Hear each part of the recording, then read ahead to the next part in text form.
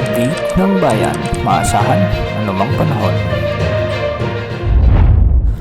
Magandang araw po sa ating lahat. Narito na ang latest update sa magiging lagay ng ating panahon sa mga susunod na araw. Sa kasalukuyan ay habagat ang nagdadala ng malawakang pag-ulan ngayon sa malaking bahagi ng ating bansa. Samantala patuloy pa rin nating minomonitor ang bagyong dating Jacinto at ngayon ay nasa layo na itong 860 kilometers kanluran ng Northern Luzon. Taglay nito ngayon lakas ng hangin na umaabot sa 65 kilometers per hour malapit sa gitna at pagbugsong umaabot sa 80 kilometers per hour. Kumikilos ito ngayon ng kanluran, hilagang kanluran sa bilis na 15 kilometers per hour. Sa ngayon, wala na itong epekto sa anumang bahagi ng ating bansa maliban na lamang sa trough o yung extension ng kaulapan nito na nagdadala naman ng mga pag-ulan sa bahagi ng Ilocos Region, Batanes, Babuyan Islands, Zambales at Bataan. Kaya pinag-iingat natin ang ating mga kababayan sa mga nabanggit na lugar sa banta ng mga biglang pagbaha o pagguho ng lupa, lalo na kung may mga katamtaman at minsan ay malalakas na pag-ulan. Samantala dahil naman sa pag-iral ng habagat, asahan din ang maulap na papawirin na may mga kalat-kalat na pag-ulan at pagkidlat pagkulog sa Mimaropa,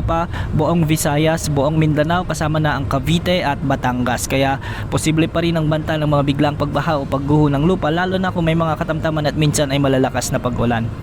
Dahil pa rin dulot pa rin ng trough ng dating bagyong Jacinto, asahan din ang bahagyang maulap hanggang sa maulap na papawirin na may mga isolated rain showers and thunderstorms sa Cordillera Administrative Region, ang nalalabing bahagi ng Cagayan Valley at ang nalalabing bahagi ng Central Luzon. Samantala, sa Metro Manila at nalalabing bahagi ng Luzon ay southwest monsoon o habagat naman ang magdadala ng bahagyang maulap hanggang sa maulap na papawirin na may mga kalat-kalat ding pagulan at pagkidlat pagkulog. Hindi rin inaasahan o hindi rin inaalis ang banta ng mga biglang pagbaha o pagguho ng lupa, lalo na kung may mga umiiral na severe thunderstorms. Sa kasalukuyan, walang nakataas na gale warning sa anumang baybaying sakop ng ating bansa at ang mga pag-alon sa Northern Luzon, Visayas at nalalabing bahagi ng Luzon ay posibleng umabot hanggang 2.5 meters. Samantala sa Mindanao, asahan din ang mula 0.6 hanggang 1.5 meters sa mga pag-alon sa mga karagatan dito. Samantala, isang LPA ang nabuo at nasa labas pa rin ito ng ating area of responsibility. Nasa layo itong mahigit kumulang 1,000 kilometers silangan ng Mindanao at inaasahang bukas ay makakapasok na ito sa ating area of responsibility. Mababa pa rin ang tsansa nitong lumakas bilang bagyo,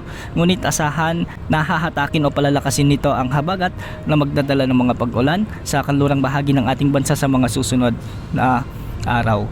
Antabayan na ng mga susunod na updates ukol sa potensyal na sama ng panahon na ito.